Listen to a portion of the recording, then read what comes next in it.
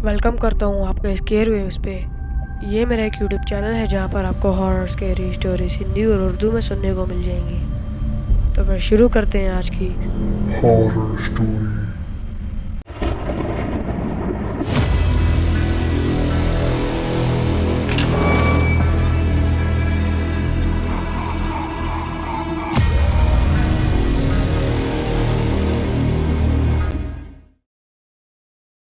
तो guys, story start करने से पहले मैं आपको ये बताना चाहूँगा कि आखिर मुझे वीडियो अपलोड करने में इतनी देर क्यों हुई। सो गाइस, कुछ पिछले दिनों मेरे एग्ज़ाम चल रहे थे। इस बारे में मैंने कम्युनिटी पोस्ट पर भी शेयर किया था कि मेरे एग्ज़ाम चल रहे हैं, तो मैं 6 सितंबर तक वीडियो नहीं अपलोड कर पाऊँगा। और अब मेरे एग्ज़ाम ख़त्म हो गए हैं, तो अब मैं कोशिश करूँगा कि मैं डेली वीडियोस अपलोड करूँ। सो अब आपको रीज़न पता चल गया होगा, तो बिना टाइम ज़ाया किए शुरू करते हैं आज की हॉरर स्टोरी। हेलो दोस्तों, मेरा नाम आर्यन है और मैं भोपाल का रहने वाला हूँ। मेरे कॉलेज की छुट्टियाँ अभी कुछ दिन पहले ही शुरू हुई हैं, तो मैं एक ट्रिप प्लान करने का सोच रहा हूँ। और मुझे ज़्यादा दोस्तों के साथ जाना इतना पसंद नहीं, क्योंकि मैं तंग होता हूँ। तो मैं सिर्फ 2 दोस्तों के साथ जाना चाहता हूँ। मैं हॉरर ट्रिप्स का शौकीन हूँ, तो मैंने अपने जैसे 2 दोस्तों से पूछा। अब क्योंकि वो दोनों भी हॉरर ट्रिप पर जाना चाहते थे, तो वो दोनों मान गए। उनमें से एक का नाम आदित्य और एक का नाम राज है। हम तीनों सोचने लगे कि कहाँ जाएं। तब मुझे राज ने कहा कि पिकनिक पर चलते हैं, तो मुझे और आदित्य को ये प्लान बहुत अच्छा लगा। अब हम तीनों की काफ़ी बातचीत और रिसर्च के बाद हमने ये फैसला किया कि हम ट्रेन के ज़रिए ट्रिप पर जाएंगे। लेकिन अभी हमने ये जो डिसाइड कर लिया कि ट्रेन के ज़रिए और पिकनिक पर जाएंगे, लेकिन जाएंगे कहाँ ये नहीं डिसाइड किया। तो फिर हम तीनों इंटरनेट पे रिसर्च करने लगे। तभी आदित्य को इंटरनेट पर पता चला एक गांव के बारे में। उस गांव के बारे में उसको ये भी पता चला कि उस गांव के पीछे एक जंगल है, लेकिन वो जंगल भूतिया माना जाता है। अब मैं आपको ये बता दूं कि हमें हर चीज़ों का तो बड़ा शौक है, लेकिन हम इन सब पर यकीन नहीं करते। तो फिर हमने ये भी देखा कि वहाँ पर ट्रेन के ज़रिए भी जा सकता है, लेकिन 7 घंटे का सफ़र तय करके। और हमें लॉन्ग ट्रिप्स का भी बड़ा शौक था, तो हम तो काफ़ी इंटरेस्टेड हुए इस बारे में। तो फिर हम तीनों ने डिसाइड किया कि अगले कुछ दिनों में हम निकलते हैं तैयारी करके। तभी सैटरडे को लगभग 12 बजे के करीब मुझे राज ने फ़ोन किया कि भाई मेरी तैयारी वगैरह हो गई है और आदित्य से भी बात कर ली है। वो भी ये कह रहा है कि मेरी भी तैयारी हो गई है, तो क्यों ना क्यों निकला जाए। तो मैंने कहा कि मैं भी तैयारी कर लेता हूँ और 5 बजे तक निकल जाते हैं, क्योंकि 7 घंटे का सफ़र है। तो अगर हम 5 बजे बैठेंगे तो इवनिंग से रात हो जाएगी और फिर मज़ा आएगा, क्योंकि वैसे भी रात का सफ़र ज़्यादा अच्छा लगता है। तो फिर राज भी एग्री हो गया और आदित्य भी। तो फिर मैं तैयारी करने पर लग गया और अब मेरी भी तैयारी हो चुकी है। काफ़ी देर बाद लगभग 4:30 बजे के करीब मैंने राज और आदित्य को दोनों को ग्रुप कॉल लगाई। कॉल पे हमने कहा कि फटाफट से स्टेशन पर पहुंच जाते हैं। और फिर हम तीनों स्टेशन पर पहुंच जाते हैं और टिकट लेने के बाद हम ट्रेन पर बैठ जाते हैं। और अब हमारा सफ़र शुरू हो चुका था। लगभग 12 या 12:30 बजे के करीब हम गांव पर पहुंच जाएंगे। ये काफ़ी लंबा सफ़र था। हमने काफ़ी इंजॉय किया, काफ़ी खेला कूदा, बीच में काफ़ी नैप वगैरह भी ली और काफ़ी मस्तियाँ वगैरह, खाना पिया, बहुत कुछ किया। और रास्ते में हमने भूतिया कहानी भी सुनाई। और अब हम पहुंच चुके थे। हम स्टेशन पर पहुंच चुके थे। अब हम स्टेशन से गांव की तरफ जाने लगे। रास्ते में भेड़िया वगैरह और कुत्ते वगैरह और भी काफ़ी जानवरों की आवाज़ें आने लगी। अदित्य थोड़ा बहुत डर रहा था और हम दोनों उस पर हंस रहे थे। खैर, काफ़ी देर बाद हम गांव में पहुंच जाते हैं। अब क्योंकि गांव लोगों की जल्दी सोने की आदत थी, तो सब लोग सोए हुए थे। अब हम तीनों सोचने लगे कि आखिर क्या आज रात हमें कोई अपने घर में रुकने देगा भी या नहीं। तो हमने उनमें से किसी एक घर पर खटखटाना शुरू किया और खटखटाते ही सामने से एक बंदा नींद में उठते हुए आया। तो हमने उसे सारा कुछ बताया कि हम 3 हैं और हम इधर पिकनिक के लिए आए हैं, तो क्या आप आज रात हमें रुकने दे सकते हैं अपने घर पे। तो वो आदमी काफ़ी अच्छा था और वो मान गया। यहाँ से हम तीनों ने ये अंदाज़ा लगा लिया कि ये गांव वाले यकीनन काफ़ी अच्छे होंगे, क्योंकि ये बंदा भी हमारे साथ काफ़ी अच्छा सलूक कर रहा है। तो उस रात हम उधर ही सो गए। अब सुबह हो चुकी थी, लगभग 12 साढ़े 12 बजे के करीब हम तीनों उठ गए थे। तो सबसे पहले तो उस बंदे ने हमें नाश्ता खिलवाया, वो भी हमारे बिना पूछे। हमने तो ये सोचा था कि जो भी खाने पीने का सामान है वो हम खुद लेकर जाएंगे और खुद ही करेंगे, लेकिन उस गांव वाले ने खिलाया हमें। तो यहाँ से हमने और अंदाज़ा लगा लिया कि ये गांव वाले बहुत अच्छे होंगे। तो हम सारे गांव वालों से मिले, गांव के मुखिया से भी, और फिर हम तीनों ने अपने आने का मकसद बताया कि हम इधर पिकनिक के लिए आए हैं और अगले एक दो दिनों तक इस गांव के पीछे बने हुए जंगल पर पिकनिक रात के लगभग 12 बजे के करीब शुरू कर देंगे, और वो भी सुबह तक। और ये सुनते ही गांव वालों के चेहरों पर एक खौफ आ गया था।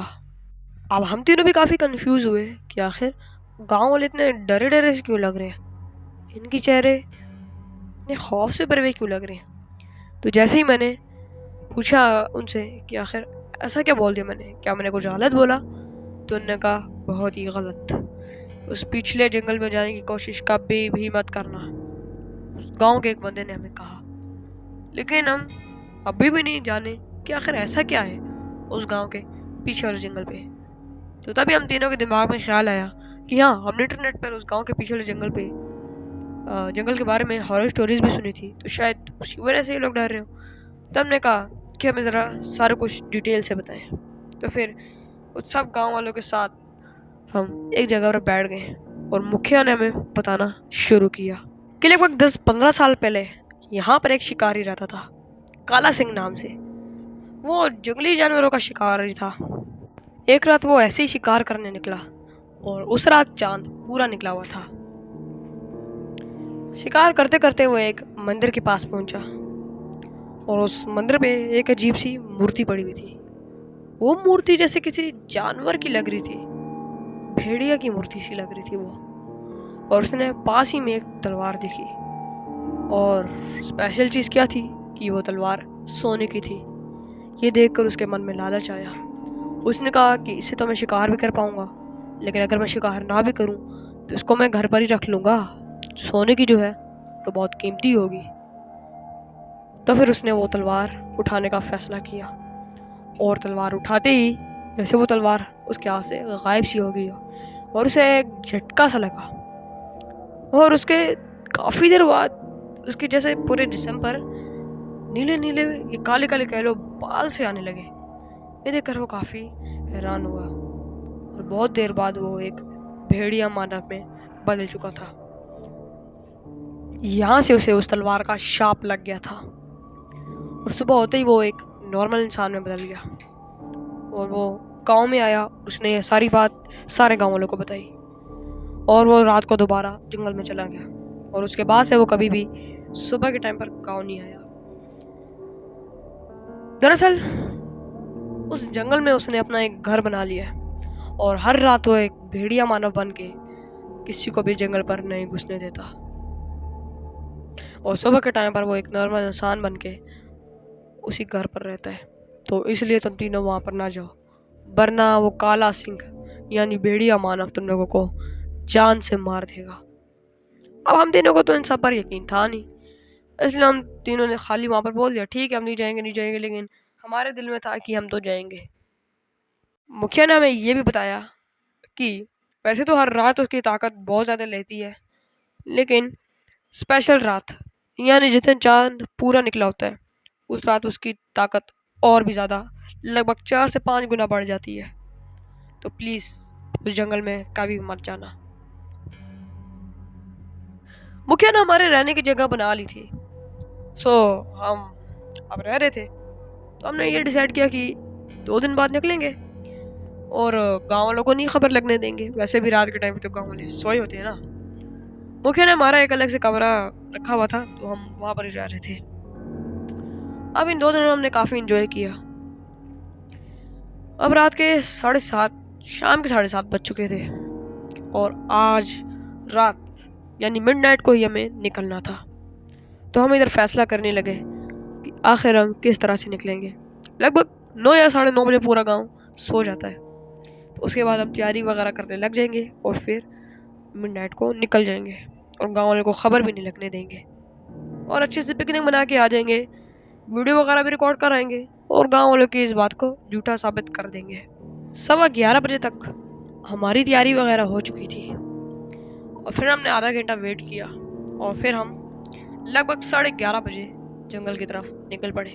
हमने नोटिस किया कि जो चांद था वो आज रात पूरा निकला हुआ था, लेकिन हमने इस बात को इग्नोर किया और जंगल की तरफ निकल पड़े। जंगल में पहुंचते ही हमने कैंप वगैरह लगाया और उसके अंदर बैठ गए। अब बैठ के हम तीनों ने सोचा कि यार यहाँ पर बैठ के क्या ही करेंगे, बोर ही होंगे ज़्यादा से ज़्यादा, तो फिर क्यों ना क्यों बाहर निकल के वॉक वगैरह ही कर लेते हैं, आसपास टहल ही लेते हैं, ये ज़्यादा बेहतर रहेगा। तो हम तीनों ने इस बात पर एग्री किया और फिर हम बाहर निकल गए टहलने के लिए। हम आस पास टहलने लगे और काफ़ी टहलने के बाद हम दोबारा कैंप के पास आ गए। अब हमको भूख लगने लगी काफ़ी ज़्यादा, सो हमने डिसाइड किया कि क्यों ना क्यों मैगी बनाई जाए। तो हमने एक बैठने का एरिया सा बनाया, लकड़ियाँ रख के, और उस लकड़ी पर हम बैठ गए। बीच में पत्थर से गोल सा एरिया बनाया और अब उस पर लकड़ियाँ जला के हमने पतीला रख के मैगी बनानी थी। अब लकड़ियाँ लेने कौन जाए, इस चीज़ के लिए हमने एक गेम खेली और गेम पर आउट होने वाला ही लकड़ियाँ लेने जाएगा और गेम पर राज आउट हो गया। तो फिर राज को ये काम सौंप दिया गया और राज लकड़ियाँ लेने चला गया। आप अदिति और मैं ही थे, तो हम दोनों बातें करने लगे। बहुत देर होगी, लगभग आधा घंटा गुजर चुका था और राज अभी तक नहीं आया था। हमको टेंशन होने लगी, तो फिर हम उठे और राज को ढूंढने लगे। अब अदिति को भी काफ़ी डर सा होने लगा और मुझे भी, और हम दोनों का भेड़िया मानव वाली बात पर थोड़ा बहुत यकीन बढ़ने लगा। काफ़ी ढूंढने के बाद भी वो नहीं मिला, लेकिन हमें एक घर जैसी चीज़ सी दिखी। वो एक घर ही था जैसा, और उस घर से मतलब किसी चीज़ की चबाने की आवाज़ सी आने लगी। उस घर में एक खिड़की भी बनी थी काफ़ी एरिया पर, तो उनमें से एक खिड़की से हमने जब देखा, तो हमने जो देखा वो देखकर हम हैरान हो गए। हमने देखा कि वहाँ पर एक भेड़िया मानव किसी का गोश्त चबा रहा है। अब इसी के पहले हम कुछ करते, उस भेड़िया मानव ने भी हमारी तरफ देखा और देखते ही हम काफ़ी ज़्यादा डर गए। लेकिन बहुत अजीब चीज़ हुई, उसने जैसे ही हमारी तरफ देखा वो फिर दोबारा गोश्त चबाने लगा। अब ये देखकर हम काफ़ी ज़्यादा कंफ्यूज और डर भी चुके थे। अब इससे के पहले हम कुछ करते, तभी अचानक से उस भेड़िया मानव ने खिड़की की तरफ छलांग मारी और खिड़की को तोड़कर आदित्य को पकड़ लिया और वो आदित्य को एक बेसमेंट टाइप से एरिया में लेकर जाने लगा। यानी इसका ये मतलब था वो आदित्य को छोड़कर आएगा और फिर मेरे पीछे लग जाएगा। अब इससे के पहले वो मेरे पीछे आता आदित्य को छोड़कर, मैं किसी घनी झाड़ियों में छुप गया और मैंने देखा काफ़ी देर बाद वो भेड़िया मानव बाहर निकला और बाहर निकलते ही वो बाहर चला गया मुझे ढूंढने। वो काफ़ी दूर जा चुका था। इस चीज़ का फ़ायदा उठाते ही मैं अंदर चला गया और उस बेसमेंट टाइप से एरिया में जब मैं गया तो मैंने देखा कि राज बंधा हुआ है और आदित्य वहाँ पर पड़ा हुआ है। तो मैंने आदित्य को सबसे पहले तो उठाया और उसके बाद राज को खोला। उसके ऊपर रस्सियाँ बांधी हुई थी, तो रस्सियों को खोला और अब हम तीनों ने डिसाइड किया कि भेड़िया मानव तो वैसे भी यहाँ से गया हुआ है, तो हम क्यों ना क्यों निकल जाएं, सही वक्त है। हम सीढ़ियाँ चढ़ने लगे बहुत धीमी आवाज़ से, लेकिन इससे के पहले हम उस बेसमेंट से बाहर निकलते, जैसे ही मैंने थोड़ा देखा तो भेड़िया मानव उधर ही पीट करके बैठा हुआ था, हमारी तरफ पीट के बल बैठा हुआ था और गोश्त चबा रहा था। ये देखकर हम तीनों काफ़ी कंफ्यूज हो गए कि यार अभी तो ये ढूंढने गया था बाहर मुझे, लेकिन ये यहाँ पर कैसे आ गया। तो फिर हमने कहा कि अभी इस डिस्कशन का टाइम नहीं है, अभी कुछ करते हैं, यहाँ से निकलते हैं, बाद में देखेंगे इस बात को, बाद में देखेंगे कि आखिर ये कैसे आया, क्या हुआ, जो भी है। तो फिर अब हमारे सामने खिड़की बनी हुई थी जो कि टूटी हुई थी, जो कि भेड़िया मानव ने अभी कुछ देर पहले तोड़ी थी, और खिड़की के थोड़े बहुत उस तरफ दूर भेड़िया मानव बैठ के पीठ के बल गोश्त चबा रहा था, मतलब पीठ के बल बैठ के गोश्त चबा रहा था। तो हमने सोचा कि एक एक करके खिड़की से बाहर निकलेंगे और वो भी छुप गए। और फिर हमने डिसाइड किया कि सबसे पहले मैं निकलूंगा, फिर राज और फिर आदित्य। तो मैं चुपके उस खिड़की से निकल गया और उधर ही मैं इंतज़ार करने लगा कि कब आदित्य और राज भी निकले। अब राज आगे बढ़ने लगा, लेकिन जैसे ही वो थोड़ा बहुत खिड़की के करीब आया तभी भेड़िया मानव ने पीछे देख लिया। पीछे देखते ही उन दोनों को पकड़ लिया और दोनों को बेसमेंट में वो छोड़ आया। अब ये देखकर मैं भागने लगा। मैंने कहा मैं गाँव भागता हूँ, गाँव जाता हूँ, सुबह देखूँगा या बाद में ही देख लूँगा, क्योंकि अभी मैं नहीं बचा पाऊँगा इन दोनों को, क्योंकि मैं अकेला हूँ और ये एक भेड़िया मानव जो कि बहुत तेज़ है। तो मैं वहाँ से भागने लगा और भागते भागते मैं उस जंगल से बाहर निकल गया। सारे गांव वालों को मैंने उठा दिया। सारे गांव वाले बहुत ज़्यादा शौक हुए और मैंने उन सबको सारी बात बताई।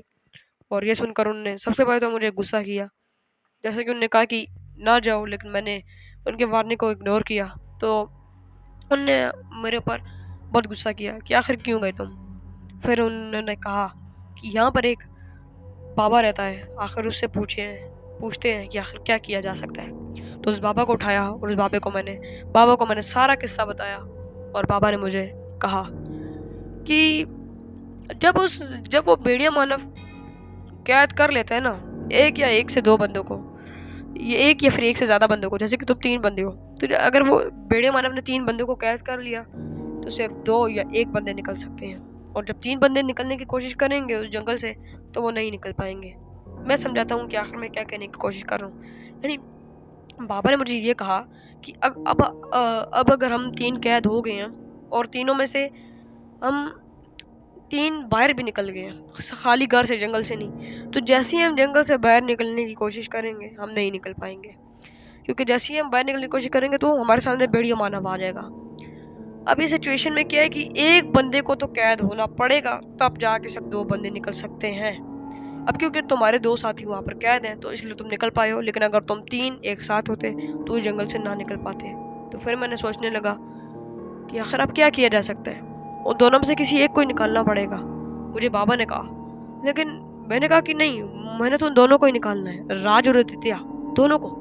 तो बाबा ने कहा फिर इसके लिए सिर्फ एक ही तरीका है, उस भेड़िया मानव को इंसान में बदलना पड़ेगा। यह सुनकर सारे गांव वालों ने कहा नहीं नहीं नहीं, बिल्कुल भी नहीं।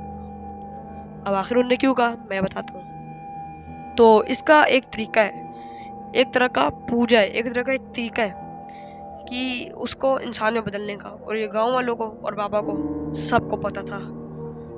और ये तरीका इतना ख़तरनाक है कि जैसे ही बाबा ने इस बात का जिक्र किया कि इस भेड़िया मानव को इंसान में बदलना है तो पूरा गांव बोल पड़ा नहीं। यानी इतना ख़तरनाक तरीका है, लेकिन अब मुझे ये तरीका तो करना ही पड़ेगा। तो इसलिए मैं कहने लगा कि नहीं, मुझे तुम वो तरीका बताओ, मैं वो तरीका करूँगा।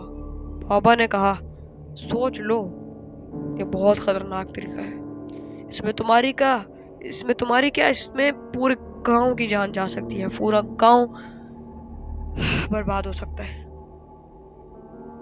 तो बाबा ने मुझे ये कहा कि मैं तुम्हें तरीका नहीं करने दूंगा और ना ही मैं तुम्हें इसके बारे में बताऊंगा, क्योंकि पूरा गांव भी जा सकता है और ख़त्म हो सकता है। मैंने बाबा से बहुत रिक्वेस्ट की, काफ़ी रिक्वेस्ट के बाद बाबा और सारे गांव वाले मान गए, लेकिन उनने कहा मुझे कि गलती की कोई गुंजाइश नहीं है और ये सब तुम खुद ही करोगे, हम में से कोई भी ये रिस्क नहीं उठाएगा।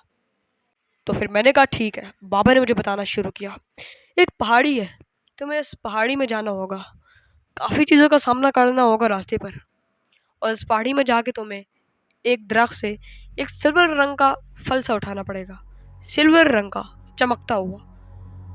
तुम शौक हो गए होगे कि आखिर ऐसा कौन सा फल होता है, लेकिन ऐसा भी एक फल है। उस फल को उठा के तुम्हें किसी तरह भेड़िया मानव को खिलाना होगा। तुम कर सकते हो कि गोश्त में उस फल को डाल दो, मतलब गोश्त को काट के उसके अंदर वो फल डाल दो और किसी तरह उस भेड़िया मानव को खिला दो। अब इसमें गलती क्या हो सकती है?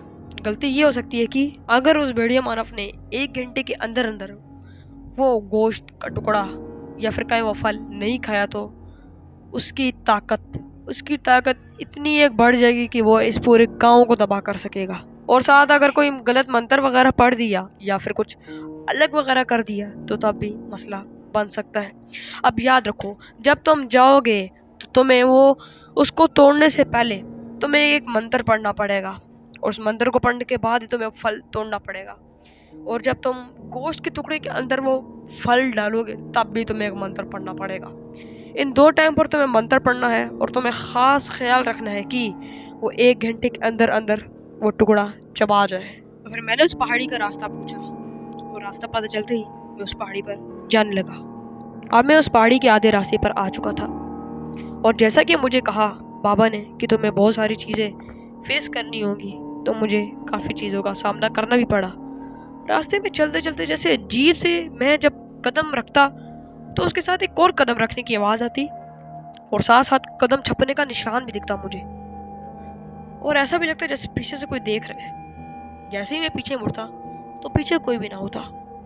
ये देखकर मैं काफ़ी शौक होता और रास्ते में जैसे मुझे एक बादल बादल सी चीज़ सामने दिखती और वो कुछ करती जैसे मैं बेहोश होने वाला हूँ और तभी वो बादल सी चीज़ चली जाती। इन सब का काफ़ी ज़्यादा सामना करने के बाद फाइनली मैं उस पहाड़ के टॉप पर पहुंच चुका था। टॉप पर पहुंचते ही मैंने देखा वहाँ पर तो बहुत सारे दरख्त हैं। ये देखकर मैं काफ़ी शौक हुआ और तभी जैसे अजीब सा मुझे कुछ होने लगा। सामने से एक दरख्त से जैसे वो दरख्त बोलने सा लगा कि तुम्हें इन सब दरख्त में से एक सिल्वर ट्री का दरख्त ढूंढना होगा और अगर तुम नहीं ढूंढ पाए तो तुम्हें जान से मार दिया जाएगा। अब मेरे पर 2 खतरे थे। एक तो अगर मैंने सिल्वर ट्री ना ढूंढा तो उन्हें मार दिया जाएगा, दूसरा और मैंने अगर ना ढूंढा तो मैं उनको भी ना बचा पाऊंगा। यानी अभी इधर ये हो गया था कि यहाँ पर बहुत सारे दरख्त हैं और उनमें से किसी एक दरख्त पर वो एक दरख्त सिल्वर ट्री था। तो मैं अब ढूंढने लगा।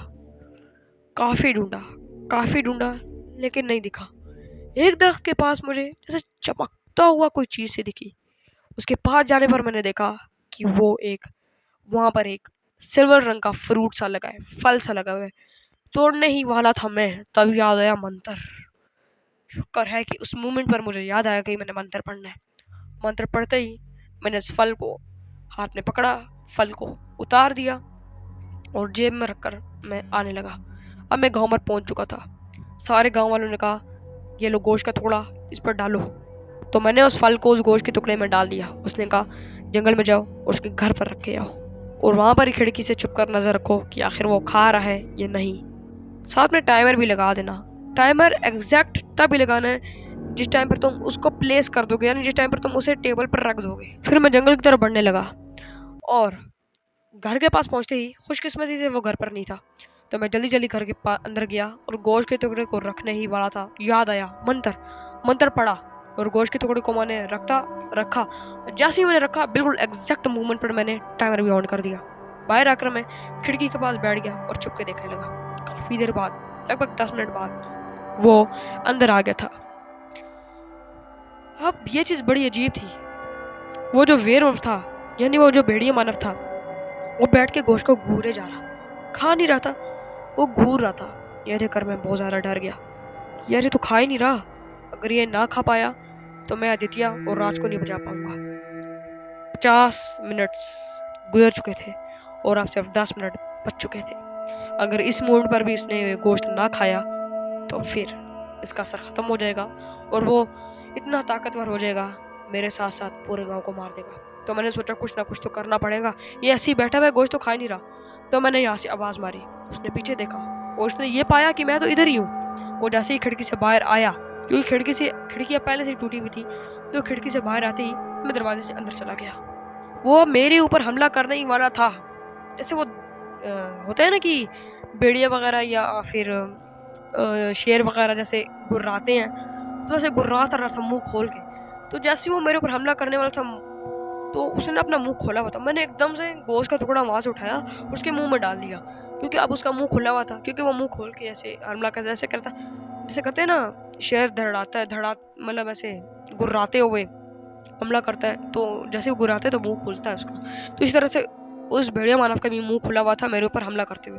तो मैंने उसके मुंह पर गोश्त डाला और गोश्त डालते ही एक अजीब सी रोशनी फैल गई और रोशनी लगभग 5 मिनट तक फैली हुई और मेरी आंखें काफ़ी ज़्यादा चुंधिया गई थी।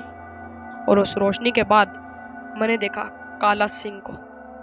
वो देखकर हैरान हो गया कि आखिर मैं यहाँ पर कैसे। वो मुझसे पूछने लगा तुम कौन हो, मैं यहाँ पर कैसे, ये सब क्या हो रहा है। तो मैंने उसे कहा तुम सब्र करो। मैं नीचे गया बेसमेंट पे। आदित्य और राज को मैंने सबसे पहले तो वो बंधे हुए थे, तो मैंने सबसे पहले उनकी रस्सी वगैरह हटाई और हम चारों बल गए, क्योंकि अब मेरे साथ काला सिंह भी था। गांव में गए, काला सिंह को सारा वाक़या समझाया। और फिर आदित्य और राज वो दोनों भी बच चुके थे और मैं भी बच चुका था, और काला सिंह भी उस भेड़िया मानव के शाप से हट चुका था। लेकिन अभी ये कहते हैं कि उस मंदिर में दोबारा वो तलवार अभी भी पड़ी हुई है, और सख्त मना किया गया है कि उस मंदिर के पास कोई ना जाए और उस तलवार को कोई ना छेड़े। वो रात बहुत ही भयानक और डरावनी रात थी। उस रात के बाद से हम तीनों को उन सब पर यकीन होने लगा। हम भूत प्रेत पे और डरावनी चीज़ों पे काफ़ी यकीन करने लगे। ये एक तरह से काफ़ी अच्छी भी थी लेकिन काफ़ी बुरी भी थी। आई होप गाइस आपको ये स्टोरी पसंद आई होगी। अगर आपको ये स्टोरी पसंद आई तो लाइक शेयर सब्सक्राइब करना मत भूलिएगा। मिलता हूँ किसी और स्टोरी के साथ, तब तक के लिए बाय बाय।